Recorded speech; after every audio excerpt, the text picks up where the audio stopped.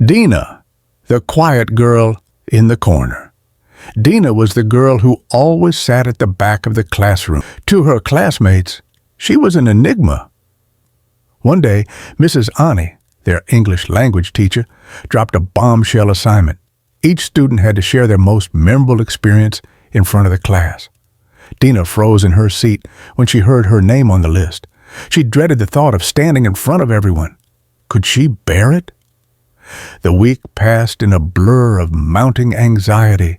While her classmates casually jotted down their ideas, Dina spent sleepless nights scribbling and tearing up her drafts.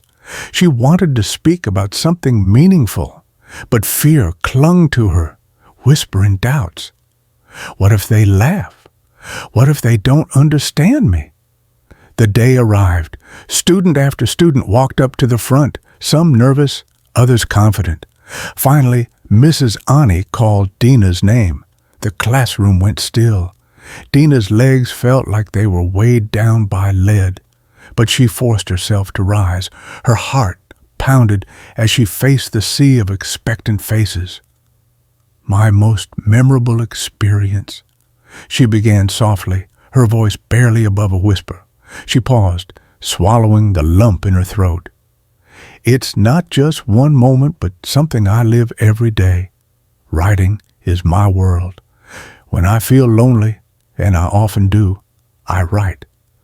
My stories let me escape, but more than that, they help me feel connected. Like someone out there is listening, even if I'm just writing for myself. Her voice grew steadier as she continued.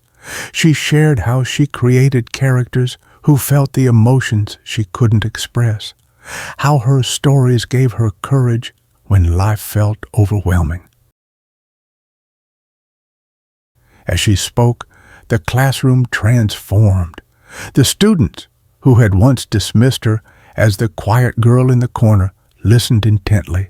They saw her not as a shadow, but as someone vibrant and full of depth. When she finished, a hush lingered in the room. Then a round of applause erupted, louder than Dina had ever heard. Her classmates came up to her afterward, praising her courage and asking to read her stories. For the first time, Dina felt truly seen, but with visibility came new challenges. Everyone wanted a piece of her world. Requests for her stories flooded in, and classmates began inviting her to join group projects and hangouts. At first, Dina reveled in the attention. It felt like a long-awaited embrace, but soon she found herself exhausted. The spotlight was stifling.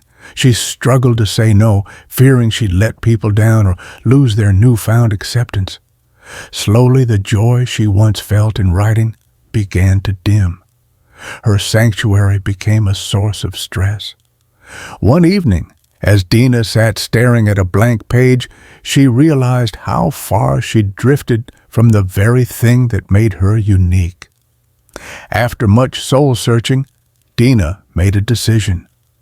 The next day, she stood up in front of her classmates again, not because she had to, but because she wanted to. "I'm grateful that you've embraced me," she said, her voice firm but kind. "But I've realized that I need to set boundaries to stay true to myself. Writing is not just something I do, it's who I am. And I can only share that part of me when I feel it's right." Her classmates nodded, some looking a little guilty but mostly admiring her honesty. They understood. From that day forward, Dina continued to share her stories, but on her own terms. She joined her classmates for lunch sometimes, but also enjoyed her solitude, finding a balance that allowed her to stay true to herself. Like Dina, we can embrace connection without losing the essence of who we are. So, what about you?